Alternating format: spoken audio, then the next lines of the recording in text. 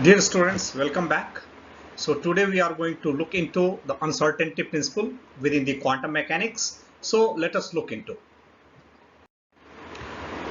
Now, in the previous class, we had seen the concept of the group velocity and phase velocity. So what I had told you, let us suppose we have any particle of the mass m, and this particle is going to move with a particular velocity v. So v is the velocity with which it is moving.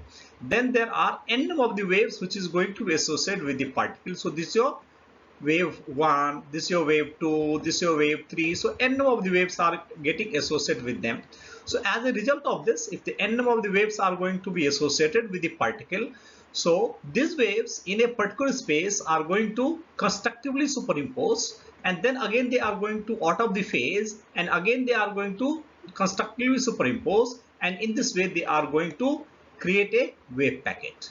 So here it is within the phase. So here all the wave that I have drawn there have got superimposed, and it has created the wave packet something like this. Here it has for a very small duration of the time. Here it has gone out of phase, and then again it is going to resume, and this wave packet is going to move further, right? So let us suppose this is the wave packet again that has been created. Now what we have seen, the velocity of this wave packet is we call as the group velocity, and this is your Vg, and the velocity of the group wave packet or group velocity is equal to the velocity of the particle v, right? So these two velocity are equal. So the wave packet is also moving, and velocity with which the wave packet is going to move, that is called your group velocity. So then can't we say that within this wave packet, if it is going to move within this wave packet, we'll have the particle somewhere.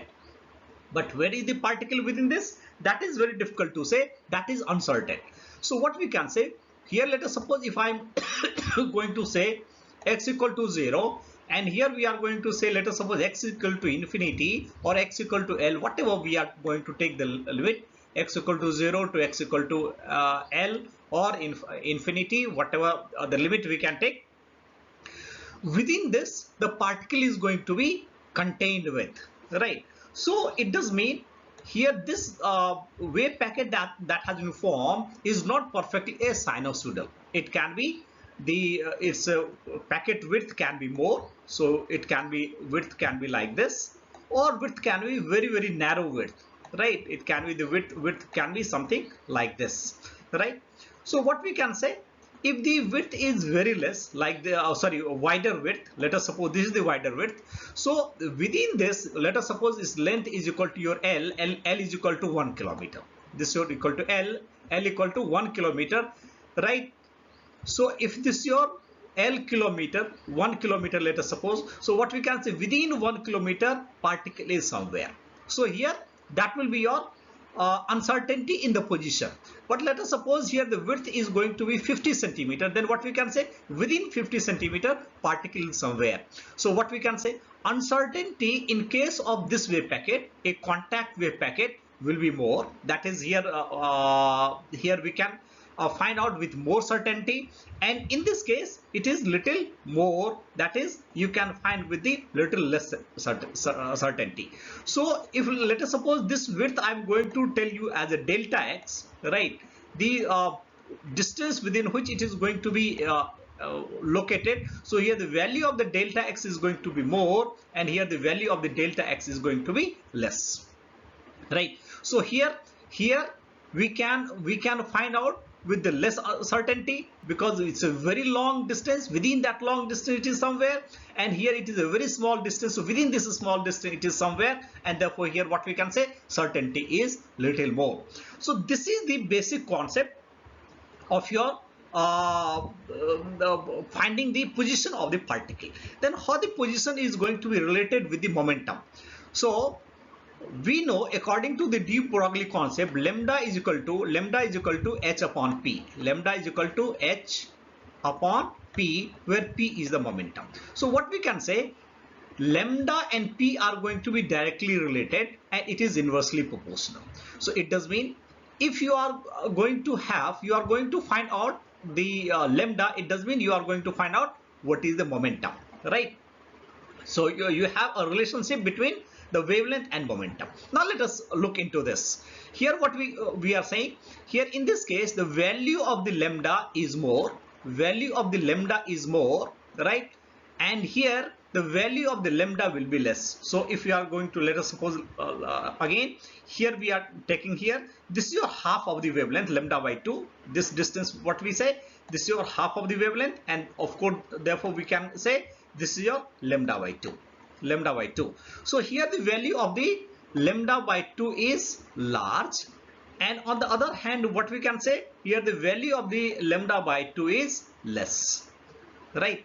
So in this way, if the value of lambda by 2 is more, it does mean its momentum can be more accurate, because it is directly inversely proportional, and here in this case it can be less, right? So now what we are saying here, if this is your case 1 for your position, here the position cannot be found out very accurately, but the consecutive of this, let us suppose this is your 2, here the momentum can be found with more accuracy, because this value is small, and within this you are going to find out. Similarly, what you say here, here in this case, this is your case number, let us suppose 3. So in the case number 3, the particle is going to be located with the more accuracy, but here then is corresponding momentum cannot be found out with that type of the accuracy, right? And if you are going to take the product of this canonically conjugate variable, then it will be coming in order of Planck's constant. So this is the basic concept of your uncertainty principle. That is, you have the two canonically conjugate variable, right? And if you are going to take the product of these two canonically conjugate variable, then you are going to have a value, and that value is coming in order of the Planck's constant, and that value we are calling is a uncertainty. So product of canonically conjugate variable like position and momentum, energy and time, etc. If you are going to take this, then the order of that will be coming in order of Planck's constant, that is h, right? Now how it differs from your classical physics. In case of the classical physics, let us suppose we are taking the Newtonian mechanics. So if you have any particle in the space, so this is your space, so any particle you have in the space, right? Let us suppose here we have the particle. So at any time t, we can exactly find out its position, momentum, all those things, what all property of this can be described exactly at any instant of the time. But the same thing, the position of the particle and its momentum or other parameters cannot be found in case of a matter wave. Why it cannot be found in case of the matter wave? Because in case of the matter wave, the wave that has been created by the movement of the particle is not a perfectly sinusoidal. It is not a perfectly sinusoidal. The wave packet can be of the different types, and therefore its particle is going to be within this somewhere, and therefore its value is going to vary. And now let us see this in detail. So what we can say, in case of the Newtonian mechanics, the position, momentum, all those parameters can be found out with very accuracy, right? But in case of your de Broglie wave, it cannot be found out with the same accuracy. The position of the particle and its momentum or energy, right? All those parameters cannot be found out with the same accuracy.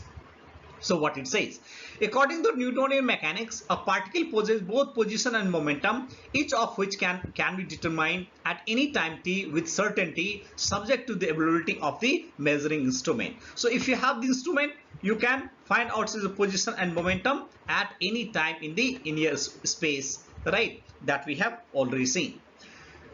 However, with the association of the wave packet, that is a group of the waves with a particle, position of a particle at any instant t cannot be specified with the desired degree of accuracy. So this is what I have explained you, that here you are if the matter wave is moving, it is going to create a wave packet, and in this wave packet is not going to be perfectly sinusoidal, right? So in this you have to find out where is the particle, because the particle velocity and velocity of this wave packet is perfectly equal, right? So this is what I'm saying here.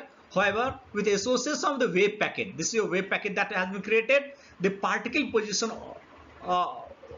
position of the particle at any instant t cannot be specified with desired degree of accuracy. All right, let us see next. This is because a material particle is moving, it makes a packet which are extended over a definite region of space. So as I had drawn you there, and let us see with the figure. This is because material particle, if material particle is moving, it makes a wave packet. So as you can see in the diagram, it is making a wave packet which are extended over a definite region of the space. Now here I have taken the two diagrams. This is your first one is your for the position, and next one is your for your momentum. Now here you see this is your spread wave packet. This is your spread wave packet. So if it is the spread wave packet, then what we can say, within this distance somewhere it is going to be found out. So this is the distance up to which you can find out its position. So if the position uncertainty is little more, and if position uncertainty is a little more, its momentum will be less. So accordingly, so therefore what you can find, this is a very sharp wave. So if the position is, the accuracy of position is more, then accuracy of the momentum will be less, and vice versa. Now you see the next curve. Here this is sharper than the case 1. This is sharper than the case 1, right? And of course both these are of the same nature, right? This is for your momentum. So this is a mid region. So both of them we are getting almost in the same. But here now you see here in this your position. So what I am finding out, this is very sharp. That is, this is a very narrow wave. This is a very narrow wave, right? So within this particle is somewhere. So naturally what we can say here, the value of the delta x is very small. That is, you are going to find out with little more accuracy. Therefore here momentum you cannot find out with the same accuracy, and therefore the momentum curve is going to be like this. So this is the canonically conjugate variables. One becomes position and other become momentum. So one parameter if you are going to measure with more accuracy, the other parameter which is dependent upon it cannot be found out with the same accuracy. Same thing will be the energy and the time, right? And this is because it's not a perfectly sinusoidal wave, right? So this is what I have written here. This is because if a material particle is moving, it makes wave packet which are extended over a definite region of space. Therefore all that can be said about the position of the particle is that it lies somewhere within the wave packet associated with it. So what we can say in this case, here it is somewhere within this space, but here that space has got reduced, and here it has got further reduced. So what is happening? The accuracy of finding the particle, that is the accuracy with which you can locate, is increasing. So here if the accuracy is slowly, as you are going from the left to right, it is increasing. So in case of the momentum, it will go on decreasing. So as you are finding, in case of the momentum, it is decreasing. Here it is very sharp curve. So here the momentum can be found out with the more accuracy, but as you are going to right hand side, its accuracy is decreasing. So this is what I represented in the next slide also. Similarly, there is a limitation to the accuracy with which the wavelength of the de Broglie wave can be measured, right? This is because the wavelength and hence the momentum can be precisely measured if the wave is periodic wave or pure sine wave or cosine wave, which is not the case of the de Broglie wave associated with the moving particle. Since it is not perfectly sinusoidal, therefore what we are finding, its wavelength cannot be exactly precise, and if the wavelength is of course not precise, so therefore momentum is also not precise, taking the de Broglie concept, lambda equal to h upon p. Considering a pictorial representation of a de Broglie wave packet, as I had shown you in the previous slide, we find that if the wave packet is very narrow, the position of the corresponding particle is better defined. So this is what I have told you, because within that small space it is somewhere, the position of the corresponding particle is better defined, right? But the wavelength and hence the momentum is poorly defined. So now you can go back again, you can see there. So what I had taken here, first I had taken a spread wave. So in this spread wave, it is its position is poorly defined, but its momentum is your sharply defined. Its momentum is your sharply defined. On the other hand, in case of this, here your position is sharply defined, this is your position, because very narrow, that is momentum will be very poorly defined, and momentum you can say will be something like this. So momentum will be very poorly defined. All right, so this is the Gaussian curve that has been plotted to show you how the position and momentum is going to be observed. On the other hand, if the wave packet is spread, the wavelength of the momentum is better defined, but the position of the particle is poorly defined. Already explained, the problem of simultaneous determination of the position and momentum of a particle was formulated by Heisenberg and is known as Heisenberg uncertainty principle. So this is where now we have to find out both of them precisely. And if you are going to say, we are going to take the product of those two canonically conjugate variables, that is one which is dependent upon the other, right? So product of that is coming in a certain order, and this was measured by Heisenberg, and therefore it is called your Heisenberg uncertainty principle, right? So now let us see what is the statement. It is impossible to measure precisely and simultaneously,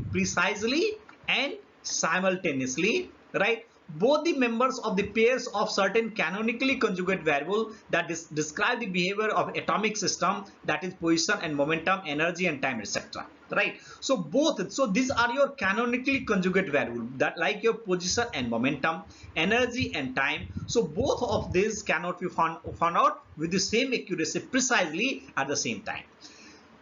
Mathematically, it is stated that the product of uncertainty delta x, so product of uncertainty delta x involved in the determination of position coordinate of the particle, and uncertainty delta px involved in simultaneous measurement of the conjugate momentum are such that delta x and delta px will be equal to, in the terms of Planck's constant h bar, and h bar is equal to how much? H upon 2 pi. So you can remember this is another constant used in the quantum mechanics. So h bar is equal to h upon 2 pi. So this product is coming in the order of Planck's constant h bar, that is h upon 2 pi. Even you can write down h upon 4 pi.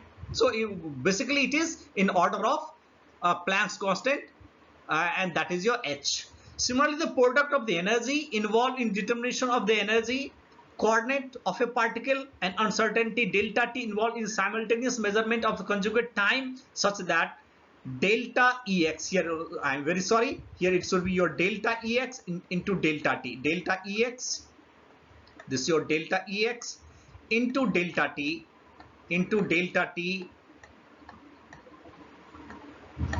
is greater than equal to h bar, right? So neglect the first expression.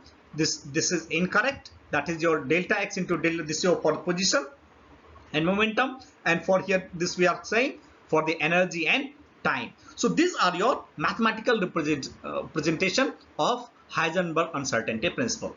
Now let us proceed further.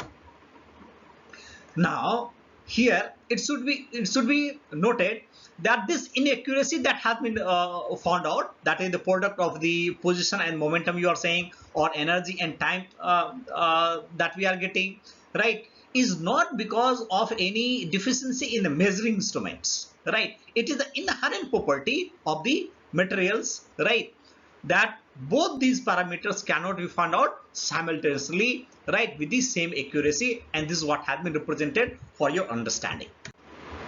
Now let us see one of the experimental proof of your uncertainty principle. Now here we are taking the gamma ray microscope. So all of you are aware of the microscope. Microscope is used for resolution, right? If you have to resolve any object, then you are going to use microscope, and here you are going to take the gamma ray microscope. So naturally here you are going to get the better resolution of the particle, whatever you are. So mostly we use for your atomic or subatomic physics, we use the gamma ray microscope for the resolution.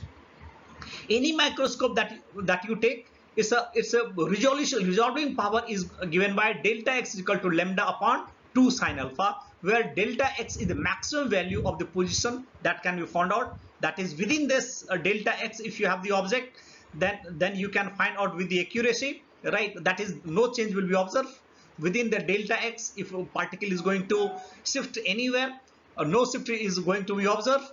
But if it is going to be anything more than this value of the delta x, then that shift is going to be found out by the macroscope, right? So that becomes your resolving power.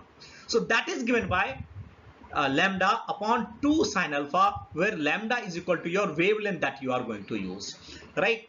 And this is your angle at which the wave is getting scattered and coming to the objective or your eyepiece of your instrument, right? So what we say, for determining the position of the electron as accurately as possible, we use macroscope of the high resolving power. It can be shown that the resolving power of macroscope is given by delta x is equal to lambda upon 2 sine alpha. So this is your standard formula. Maybe you may have used at your 10+2 level, right? So what we are saying, where delta x is the minimum distance in the field of view that can be resolved, right? So this value is going to be resolved.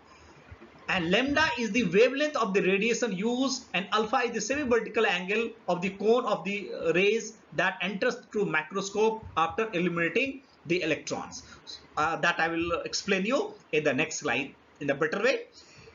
If the position of the electron changes by an amount less than delta x, then the microscope is not able to detect the change, right? Because that is the resolving power. Up to delta x only it is going to resolve. Thus we can say that uncertainty in locating the position of the electron is delta x. So naturally gamma ray microscope or electron microscope we use to measure for the subatomic particle, as I have already explained you. Okay, what next? To make uncertainty delta x as small as possible, radiation of the very short wavelength such as gamma rays should be used. So what is our purpose? That we want to take this value as the smallest value, delta x, because resolution should be fine. So naturally this value lambda should be also less, and therefore if you are going to use the gamma ray where the value of the that is wavelength is smallest, right, that is frequency is very large, there it is going to give you higher resolution.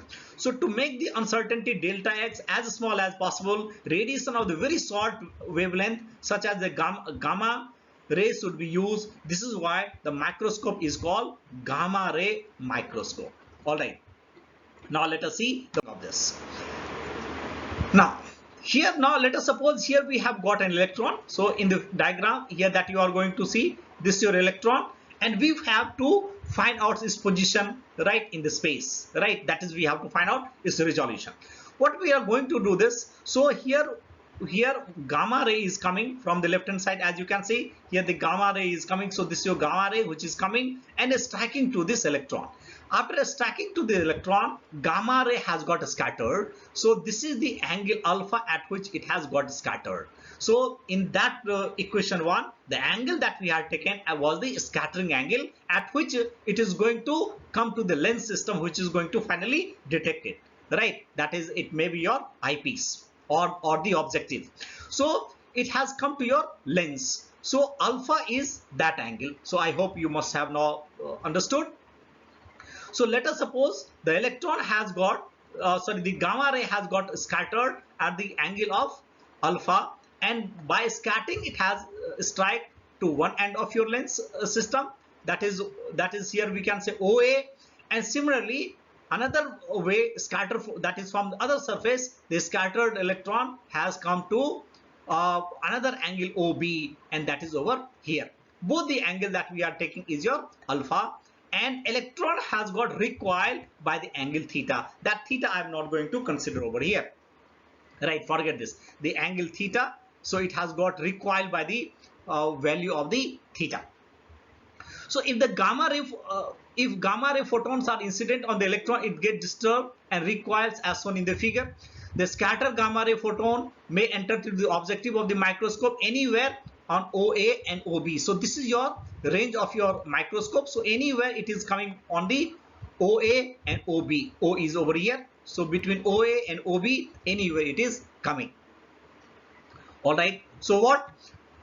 Now let us suppose this wavelength of this is your gamma naught. So gamma naught is your wavelength. So gamma naught be the wavelength of the incident photon, and let a scatter photon has the wavelength lambda. So after scattering this, its wavelength has changed, and this wavelength we are calling as lambda. This is called your Compton's effect. So after striking the subatomic particle, the wavelength will change, and that wavelength is called your the change in the wavelength. That is your lambda minus lambda naught is you call your Compton's effect. So the wavelength can change, right? So don't we confuse that wavelength cannot change like your classical physics. In your atomic physics, right, that is the quantum physics, we have observed that wavelength is changing after the striking, and that is called the Compton's effect. So what we have taken here, lambda naught is your incoming wavelength, and after striking, its wavelength is becoming your lambda. So this wavelength is also your lambda, and this wavelength is also your lambda. So with the wavelength lambda, it is scattering all the directions, and of course on the lens system, it is reaching anywhere on OA and OB. All right. If the scatter photon enters the microscope along OA, the component of its momentum along x-axis. So now let us suppose here the electron, this is here your electron is moving, right? I'm sorry, your photon is moving, and this is the direction of the movement of the photon. So what do? You resolve this. So what you do? You can resolve along the x direction, and you can resolve along the y direction. So this will be your resolution. So what you are saying, your gamma ray is moving like this, it was coming like this. So this is your gamma ray, this at any angle theta. So what do you do, or alpha that we have taken, this is at the angle alpha, right? So this is at the angle alpha. So this value, this is your incident photon. So what you require to do, this is required to resolve. So one component is your this, and another component is your this, right? So this is your x component. This is your x component. So x component will equal to how much? P sine alpha. Its momentum is your P, right? P is what? Nothing, is your h upon lambda. H upon lambda is your P. So its momentum along the x direction will be equal to how much? H upon lambda sine alpha. So what I have taken? I have taken your x component, right? So the x component we are getting the x component of the momentum for OA. For OA is equal to your h upon lambda sine alpha. All right. Therefore, the momentum imparted to the electron along the x-axis. So initial momentum was equal to how much? H upon lambda naught, right? Because the lambda naught was your wavelength. So your momentum will equal to h upon lambda naught, and the imparted momentum to the electron is equal to along the x-axis. So this is what you have taken. The photon was, the gamma ray was coming like this, right? And here this x component you have taken, this is your x component of the momentum you have taken. So here this momentum you are calling as h upon lambda naught. This is your h upon lambda naught, fine. And this is your resolve value. So this you are calling h upon lambda. This is your h upon lambda sine alpha, right? Now this is h upon alpha sine alpha. Anyway, so the difference in the momentum, so this is what exactly the value of the momentum that has been imparted to this electron along the x-axis. So what I can say, h upon lambda naught minus h upon lambda sine alpha, because h upon lambda sine alpha we have already calculated. So this is the value of the momentum that has been imparted for OA. Similarly, if the electron is reaching to the OB, that is on the other part of your telescope, that is here you had your lens system and it was coming like this. So this you had called as OA, and this you had called your OB. So this is also your lambda. So its momentum will equal to your h upon lambda, right? So what is this part that is going to impart? So this is what we have calculated. So naturally here this is going to be minus h upon lambda sine alpha. This is going to be minus h upon lambda sine alpha, right? We have just followed the coordinate system, right? So now in this way what we are saying, the total momentum for your OB component will equal to how much? H upon lambda minus of h upon lambda sine alpha. So these two you have to subtract as you had done there. So h upon lambda naught, this was your initial, and this is your change. So minus of change along the x-axis. So what is the momentum that has been imparted along the direction OB to the electron is equal to minus h upon lambda sine alpha. So we have subtracted, and this is the value that we are getting. All right. Now what do you do? What is the total momentum that has been imparted to the electron? So the total momentum along the x-axis that has been imparted to the electron, what we require to do? This is your equation number 2 and this is your equation number 3. You take the total, you sum them. That is equation 2 and equation 3. You just take the sum. So that is your total momentum that is going to be imparted, and that is going to be equal to how much? 2h upon lambda sine alpha. So this is the total momentum that has been imparted to the electron, right, in case of your gamma ray microscope. Delta x is the resolving power that we have taken directly from the formula, and delta p we have calculated. So if I am going to take from equation 1 and equation 4, you just take the product of these two, and what is the product you are getting? The product of the uncertainty in the simultaneous measurement of the position momentum from equation and equation 4, delta x into delta px, that is x component of momentum.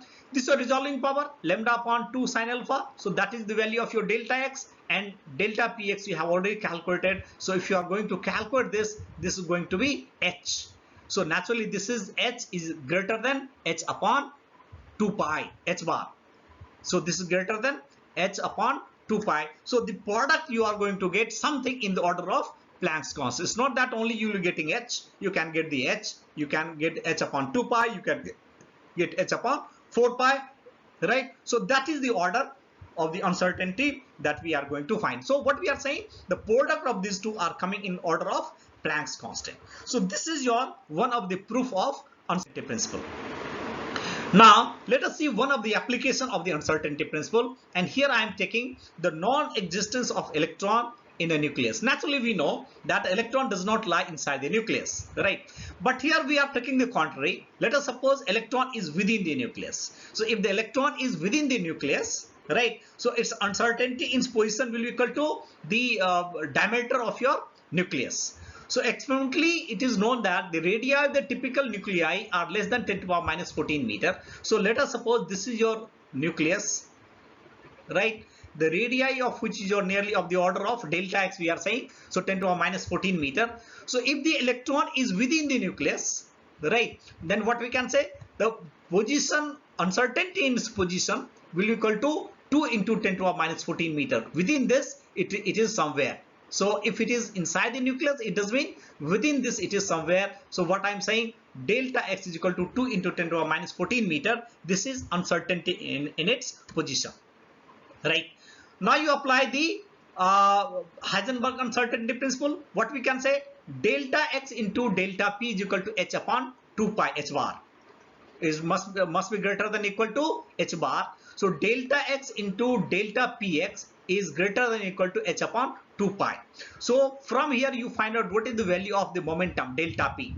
So delta p, just I have rearranged, is equal to h upon 2 pi into delta x. Delta x is nothing. This is the position where the electron you have supposed that it is confined. So I have substituted all the value, and this value you are getting nearly equal to 5.274 into 10 to the power minus 21 kilogram meter per second. This is your uncertainty in the momentum. Now what is the mass of the electron? 9.1 into 10 to the power minus 31 kg, and its moment of finding of the order of 5.27 into 10 to the power minus 21.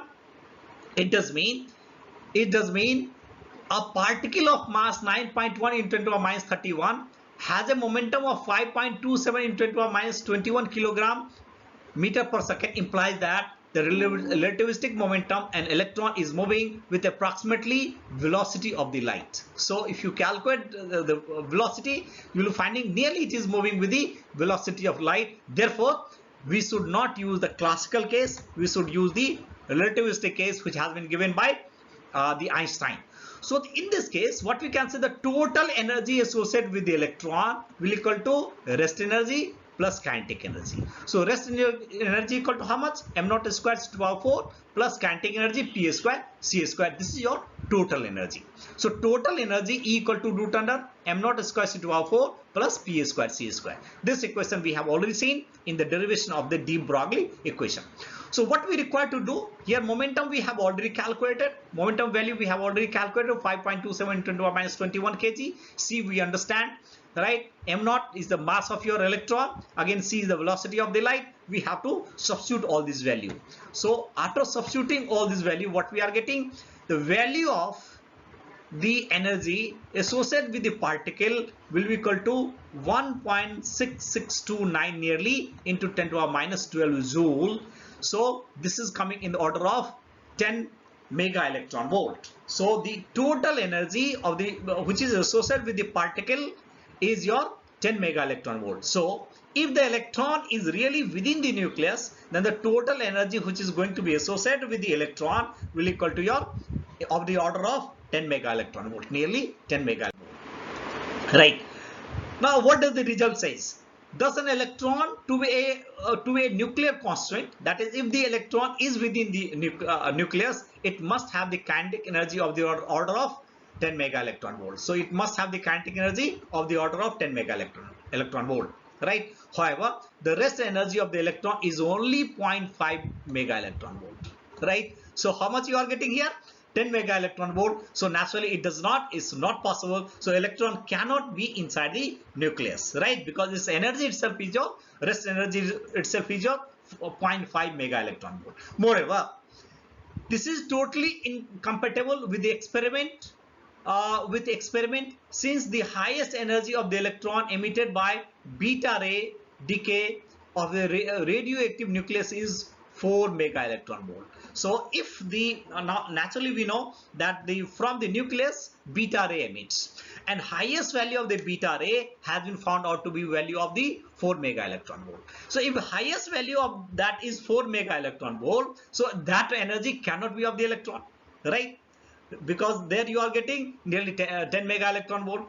So what it suggests, we can say the electron is definitely not the constituent of the nucleus. Electron does not lie within the nucleus. So we may therefore conclude that electron cannot exist inside the nucleus because its energy is too large, and the maximum energy emitted by the nucleus is 4 mega electron volt. Second, the rest energy of the electron is 0.5 mega electron volt, but in this case the energy that we are getting is of the 10 mega electron volt, so it is not matching anyway, and therefore we can say electron does not lie within the nucleus. And in this way we have finished your uncertainty principle, and will continue the quantum mechanics again in the next class. Thank you very much for your patience.